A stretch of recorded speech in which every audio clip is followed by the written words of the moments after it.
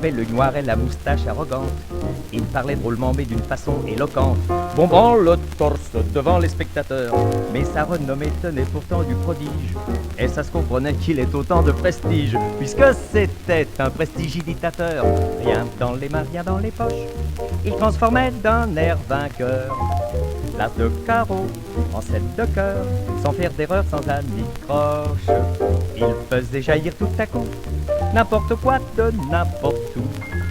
Petit drapeau, pièce de 100 sous, il ne ratait jamais son coup.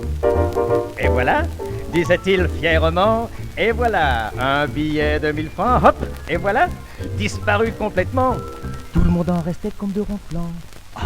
Rien dans les mains, rien dans les poches, dans toutes les villes où il passait. Cravate noire, plastron glacé, il n'obtenait que des succès.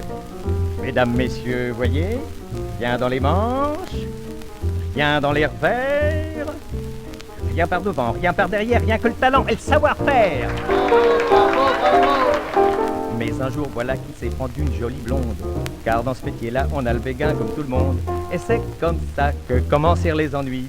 Elle était naïve et souriait avec grâce, mais pour la question de faire des tours de passe-passe, elle lui prouva qu'elle était plus forte que lui. Rien dans les mains, rien dans les poches, elle transforma d'un air vainqueur notre acrobate en ballet de cœur, sans faire d'erreur, sans anicroche. Elle faisait jaillir de partout, rien qu'en baissant ses yeux si doux. Un sac à main, un petit bijou, elle ne ratait jamais son coup. Et voilà, disait-elle gentiment, et voilà, des billets de 1000 francs, hop, et voilà, disparu complètement. Et lui en restait comme de ronflants. Rien dans les mains, rien dans les poches, au bout d'un an de ce genre de vie.